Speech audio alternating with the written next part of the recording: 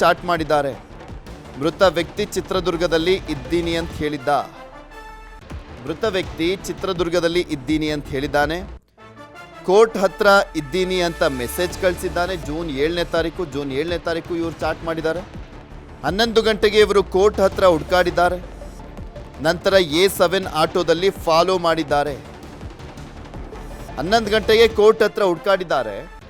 ಅದಾದಮೇಲೆ A7 ಆಟೋದಲ್ಲಿ ಫಾಲೋವನ್ನು ಮಾಡಿದ್ದಾರೆ. A8 ರಾಘವೇಂದ್ರ ದರ್ಶನ್ ಅಭಿಮಾನಿಗಳ ಸಂಘದ ಜಿಲ್ಲಾಧ್ಯಕ್ಷ, ಚಿತ್ರದುರ್ಗದ ದರ್ಶನ್ ಅಭಿಮಾನಿಗಳ ಸಂಘದ ಜಿಲ್ಲಾಧ್ಯಕ್ಷ, ಮೃತನ ಕಾಲ್ ರೆಕಾರ್ಡ್ ಮೂಲಕ ಆತನ ಫಾಲೋ ಮಾಡಿದ್ದಾರೆ ಅನ್ನುವಂಥದ್ದು SPP ಪ್ರಸನ್ನಕುಮಾರ್ ಅವರ ವಾದ ಆಗಿದೆ. ಇದು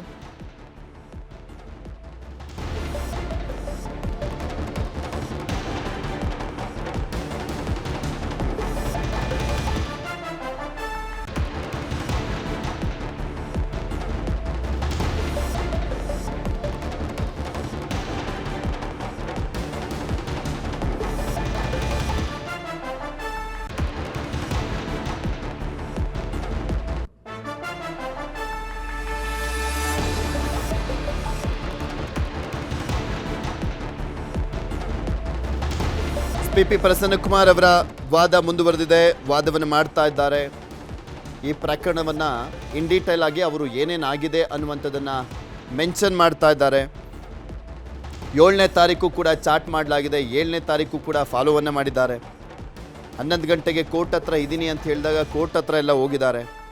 A7 ಆಟೋದಲ್ಲಿ ಹೋಗಿರುವಂಥದ್ದು. ಈ ಸಂದರ್ಭದಲ್ಲಿ A4 ಆಗಿರುವಂಥ ರಾಘವೇಂದ್ರ ದರ್ಶನ್ ಅಭಿಮಾನಿಗಳ ಸಂಘದ ಜಿಲ್ಲಾಧ್ಯಕ್ಷ, ಅವನು ಚಿತ್ರದುರ್ಗದಲ್ಲಿ, ಆತನ ಕಾಲ್ ರೆಕಾರ್ಡ್ ಮೂಲಕ ಫಾಲೋ ಮಾಡಿದ್ದಾರೆ. 8ನೇ ತಾರೀಕು ಕೂಡ ಫಾಲೋ ಮಾಡಿದ್ದಾರೆ. ಅದು CCTVಯಲ್ಲಿ ಸೆರೆಯಾಗಿರುವಂಥದ್ದು. ನಂತರ ಕಿಡ್ನಾಪ್ ಮಾಡಿ ಆಟೋ ರಿಕ್ಷಾದಲ್ಲಿ ಕರೆದೊಯ್ದಿದ್ದಾರೆ ಅಂತ SPP ಪ್ರಸನ್ನಕುಮಾರ್ ಅವರು ವಾದವನ್ನು ಮಾಡ್ತಾ ಇದ್ದಾರೆ.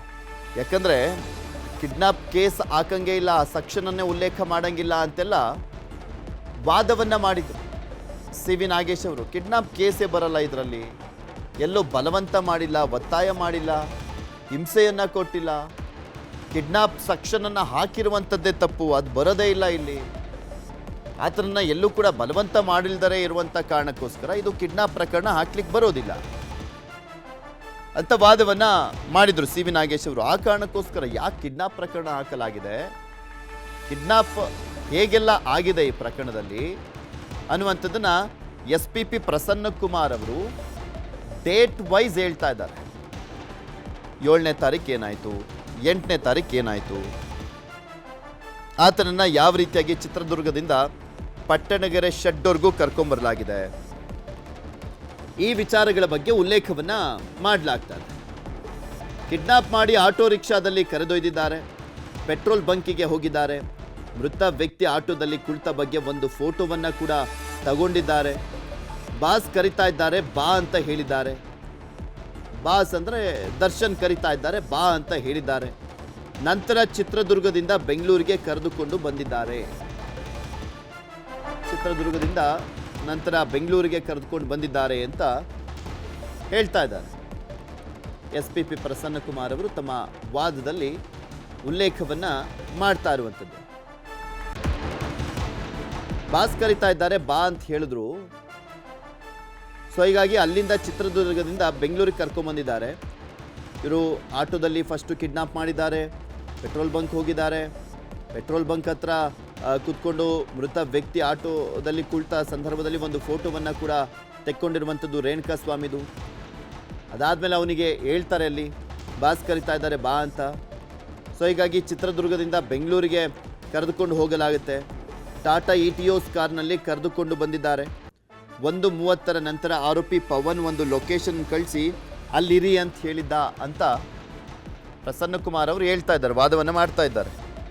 ಏನೇನಾಯಿತು, ಕಿಡ್ನಾಪ್ ಯಾವ ರೀತಿಯಾಗಿ ಆಯಿತು, ಇವರು ಉದ್ದೇಶಪೂರ್ವಕವಾಗಿ ಕಿಡ್ನಾಪನ್ನು ಮಾಡಲಾಗಿದೆ, ಕೊಲೆಯನ್ನು ಮಾಡಲಾಗಿದೆ ಅನ್ನುವಂಥದ್ರ ಬಗ್ಗೆ ಹೇಳಿಕ್ಕೆ ಹೊರಟಿರುವಂಥದ್ದು ಪ್ರಸನ್ನಕುಮಾರ್ ಅವರು.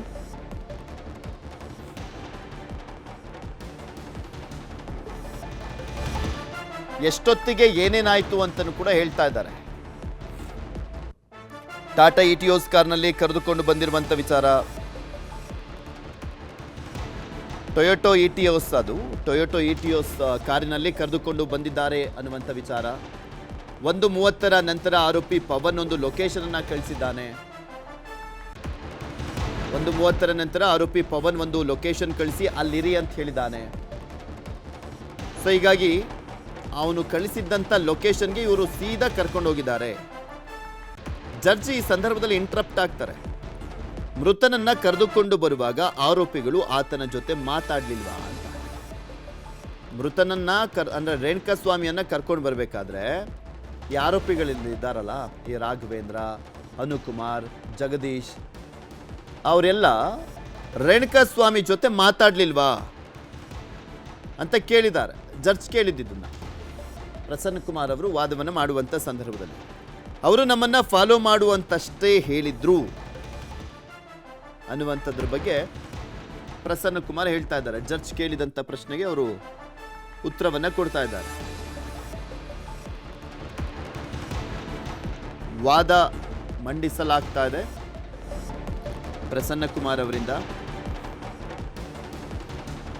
ವಾದ ಮಂಡಿಸುವಂತ ಸಂದರ್ಭದಲ್ಲಿ ಪ್ರಮುಖ ವಿಚಾರಗಳ ಬಗ್ಗೆ ಉಲ್ಲೇಖವನ್ನ ಮಾಡಲಾಗ್ತಾ ಇದೆ. ಅಂದರೆ ಏನೇನಾಯಿತು, ಯಾವ್ಯಾವ ಸಂದರ್ಭದಲ್ಲಿ ಏನೇನಾಯಿತು ಅನ್ನುವಂಥದ್ದನ್ನು ಹೇಳಲಿಕ್ಕೆ ಹೊರಟಿರುವಂಥದ್ದು ಪ್ರಸನ್ನ ಕುಮಾರ್ ಅವರು. ಸಾಕಷ್ಟು ಅನುಮಾನಗಳನ್ನು ಕೇಳಲಾಗಿತ್ತಲ್ಲ, ಸಾಕಷ್ಟು ಅನುಮಾನಗಳನ್ನು ವ್ಯಕ್ತಪಡಿಸಲಾಗಿತ್ತಲ್ಲ ತನಿಖೆಯ ವಿಚಾರಕ್ಕೆ ಸಂಬಂಧಪಟ್ಟಂತೆ. ಅದಕ್ಕೆ ಆ ಅನುಮಾನಗಳು ಸುಳ್ಳು ಅನ್ನುವಂಥ ನಿಟ್ಟಿನಲ್ಲಿ ಹೇಳ್ತಾ ಇದ್ದಾರೆ ಪ್ರಸನ್ನ ಕುಮಾರ್. ಮೇನ್ಲಿ ಈತನನ್ನ ಕಿಡ್ನಾಪ್ ಮಾಡಲಾಗಿತ್ತು ಅಂತ, ಇದನ್ನ ಕಿಡ್ನಾಪ್ ಮಾಡಿದ್ದಾರೆ. ಆದರೆ ಸಿ ವಿ ನಾಗೇಶ್ ಹೇಳ್ತಾ ಇದ್ರು ಕಿಡ್ನಾಪ್ ಹಾಕುವಂಥ ಸೆಕ್ಷನ್, ಕಿಡ್ನಾಪ್ಗೆ ಅಂದರೆ ಇಲ್ಲಿ ಕಿಡ್ನಾಪೇ ಮಾಡಿಲ್ಲ, ಯಾಕೆ ಆ ಸೆಕ್ಷನನ್ನು ಹಾಕಿದ್ದಾರೆ ಅಂತ. ಕಿಡ್ನಾಪೇ ಮಾಡಿಲ್ಲ, ಆತನನ್ನ ಬಲವಂತ ಮಾಡಿಲ್ಲ, ಒತ್ತಡವನ್ನು ಹಾಕಿಲ್ಲ, ಆದರೂ ಯಾಕೆ ಈ ಸೆಕ್ಷನ್ನ ಹಾಕಿದ್ರು ಅನ್ನುವಂಥ ಪ್ರಶ್ನೆಯನ್ನು ಎತ್ತಿದ್ರು ಸಿ ವಿ ನಾಗೇಶ್ ಅವರು. ಫಸ್ಟು ಕಿಡ್ನಾಪ್ ಕೇಸ್ಗೆ ಸಂಬಂಧಪಟ್ಟಂತೆ ಪ್ರಶ್ನೆಯನ್ನು ಮಾಡಿದ್ರು. ಅದಾದಮೇಲೆ ಅಲ್ಲಿ ಬಲವಂತ ಮಾಡಲಾಗಿರುವಂಥ ವಿಚಾರದ ಬಗ್ಗೆನೂ ಕೂಡ, ಆ ಸೆಕ್ಷನ್ನ ಹಾಕಿರುವಂಥದ್ರ ಬಗ್ಗೆನೂ ಕೂಡ ಪ್ರಶ್ನೆಯನ್ನು ಮಾಡಿದ್ರು. ಇನ್ನು ಸಾಕ್ಷಿ ನಾಶ ಸೆಕ್ಷನ್ 201 ವಿಚಾರದ ಬಗ್ಗೆನೂ ಕೂಡ ಅವರು ಪ್ರಶ್ನೆಯನ್ನು ಮಾಡ್ತಾ ಇದ್ರು ಸಿ ವಿ ನಾಗೇಶ್ ಅವರು. ಅದಕ್ಕೆಲ್ಲದಕ್ಕೂ ಕೂಡ ಈಗ ಉತ್ತರವನ್ನು ಕೊಡುವಂಥ ಕೆಲಸವನ್ನು SP ಪ್ರಸನ್ನ ಕುಮಾರ್ ಮಾಡ್ತಾ ಇದ್ದಾರೆ.